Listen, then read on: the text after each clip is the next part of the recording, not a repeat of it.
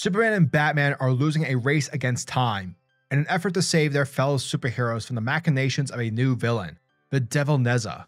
How will DC's world's finest handle the situation? And will the heroes be able to ascend unscathed? Check it, folks. I'd be hard-pressed to say that there is another ongoing book that's happening in DC Comics that can come anywhere close to what Mark Waid and Dan Mora are creating with Batman Superman World's Finest. Once more, Waid continues to prove right out of the gate on why he's a legend with the DC lore. Waid is creating a story that continues to be incredible, with each issue bringing multiple parts of a story to it, making every chapter feel full of content. For example, this issue ties up the cliffhanger of Batman and Superman in Hell from the last issue in an exceptionally fascinating yet well thought out twist, as well as keeping the Doom Patrol in the fray as a subplot, sending them on a journey to find a lead that could help with defeating the imminent threat of the Devil Nezha. Also, when it comes to character, Waid nails the chemistry between Clark and Bruce. It's absolutely beautiful, and their friendship just shines, and it makes me feel like a kid again. You know, back in the 90s, when you walked through the WB store where the gigantic prop of Batman and Superman were bursting out of the wall. It's great stuff, and it's a pure love letter. Much of this upbeat tone can be attributed to the artist Dan Mora, who provides incredible, beautiful, and awe-inspiring panels and line work. He injects so much personality into his characters, with little aspects in how Superman holds Batman while flying, to Robin's stance like he's always looking for a launch point to utilize his acrobatic skills. For Mara, it doesn't matter if it's the pits of hell, an ancient temple, a castle, or a central city. Every place has their own distinct feel and are rife with detail. In addition, Mora is joined by colorist Tamara Bonvillain, whose work is phenomenal, rich, and varied, yet never clashes among the cavalcades of other tones within the issue. Even in the gigantic panels where so much is happening, the details are exact. Truly, it's a gift that keeps on giving. Overall, this is one hell of an issue. Pun. It was a classic edge-of-your-seat, pulse-pounding thrill ride that keeps the momentum going from beginning to end. It's a story that is definitely set to go down as a modern-day classic, and I'm all for it. Therefore, y'all should read and pre-order this book. Do it justice. Batman Superman World's Finest issue number 3 gets a sexy 10 out of 10.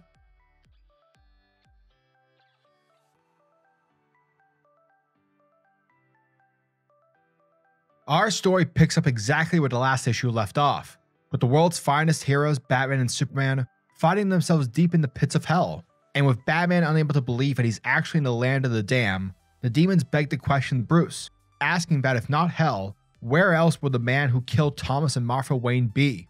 Thus, Batman sees before his eyes Joe Chill burning in hellfire. Thus, with the Rhines of Hell clearly installing Batman, the Man of Steel is shown to be standing by idly. However, the Man of Tomorrow doesn't seem to be scared, because it turns out that Big Blue, he doesn't believe in hell. And so it's here where Superman takes out one of the batarangs from Batman's belt and throws it at the demon square in the face.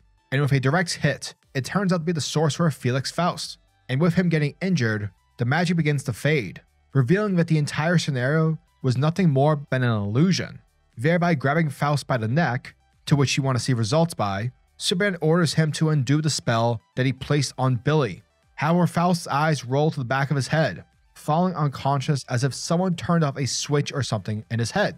And with Batman getting a hold of reality and knowing that he wasn't in hell, the duo check up on Billy to make sure that the little boy's, doing okay, because, he's been through a lot. But Billy's body gets possessed by the Devil Nezha, and through Billy, the villain lets the heroes know that no matter what they do, they can't win. And in the end, there is no hope. Thus, picking up in Switzerland at Mount Blanc, we have Robot Man, Elastic Girl, and Negative Man trekking their way in order to follow up on their best lead in search of the tomb of Devil Nezha. Now, upon the trio's arrival, the Doom Patrol assault the castle of General Immortus, taking out the guards without much of a challenge. Yet, once they find a general in the Great Hall, they aren't met by the reception that they typically were going to expect. Rather, they find a frail old man tending to his overgrown garden. And yeah, it's here where the old man greets them, almost like he's meeting them for the first time. Now, Robot Man's like, okay, this is weird. What's the deal? But Elastic Girl knows that the general isn't faking, because the general, he genuinely seems confused, as she realizes that the general is cursed with dementia. Now, knowing that the General Immortus is the only being that has lived through the era of Nezha, he's basically their best lead in finding the tomb. Therefore, Negative Man decides to unleash the negative spirit and form the glyph of Nezha, which horrifies the General. And upon freaking out, the General tells the group that the tomb lies on an island off the coast of Corto Maltese. Picking up in ancient China in the year of 1579 BC, Supergirl and Robin have used the Sword of Nezha to travel through its history, on a mission to learn firsthand on how the warriors of Xi defeated the baddie. However, as the sidekick landed directly in the front of House of Xi, they were immediately misunderstood for being the soldiers of Nezha, and thus they were attacked by the warriors. Now, with Supergirl realizing that the Sword of Nezha is what kind of gave the warriors of Xi the wrong implication, she yells for Robin to drop the sword. But before he can surrender, the warriors of Xi open a can of whoop-ass on Supergirl and Robin, who are barely able to defend themselves, prompting Robin to drop the facade and to come clean about their mission. Until realizing that the invincible Supergirl possesses superhuman strength and speed, yet still can come with the extended hand, the warriors of Xi remain cautious, but allow the heroes to say their piece.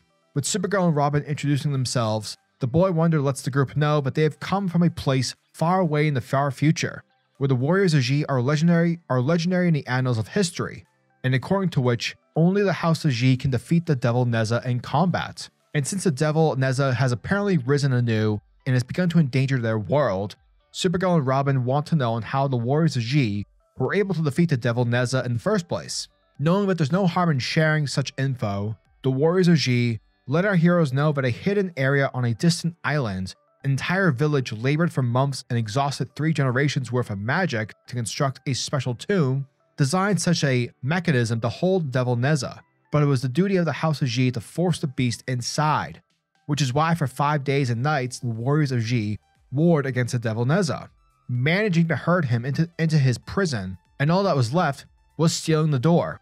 With Robin asking how they accomplished that, the warriors of Xi hesitate to speak. Picking up in the present, with Superman flying Batman to Central City, the Man of Steel spots the Flash running through the city but sees no sign of Wonder Woman. Thus, that's when the two split up as Superman goes to assist Barry, while Batman looks for Diana. Now, with the Flash squaring off against the Mirror Master, Barry avoids all the decoy portals, ruling out all the mirrors just by looking at the symbol on his chest. But as he finds the right portal, that's when Superman catches up to him, yelling for Flash not to go through it because it's a trap. But sadly, it's too late, for it appears that the Mirror Master was able to outsmart the Flash into falling through the mirror void. And upon seeing Superman, Mirror Master uses his power, which was gifted to him by the Devil Nezha, to create a portal in the sky, and he sends it straight towards the hero at a speed equivalent to Superman's own. Meanwhile, Batman comes across a whole city block that's been turned into clay, where he finds Wonder Woman, who suffered a similar fate at the hands of Dr. Alchemy. Now, fortunately, for the art and skill of teamwork, Batman is able to draw the fire from Dr. Alchemy, and while Superman flies above whilst being chased by the Mirror Master's portal, Superman is able to bring the portal within Dr. Alchemy's line of fire, successfully destroying the mirror. And with Superman punching Dr. Alchemy right in the face, it causes the Philosopher's Stone, his source of power, to go flying, landing directly into Batman's hand. Suddenly, this is where we see the arrival of Hal Jordan's Green Lantern, which of course brings an array of hope and sunshine to the world's finest.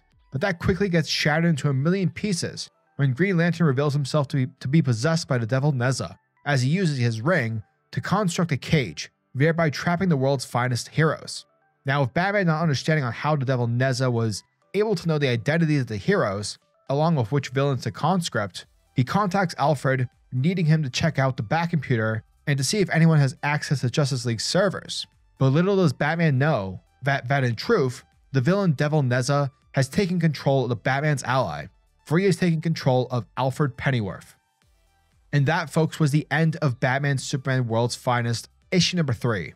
And thank you guys for checking out my video, as it truly means the world to me. And as always, I'm your majestic sayer over at SuperCliff, and if you guys are new to the channel, then do me a solid by smashing that like and subscribe button, and also hit the notification bell so that you'll never miss out on an upload, so that you'll always be kept up to date with your favorite top tier comics happening in the comic book world. Now tell me, what are your thoughts and opinions on this issue? Are you guys excited for issue number 4? Let me know down in the comment section below. And until the next video, peace.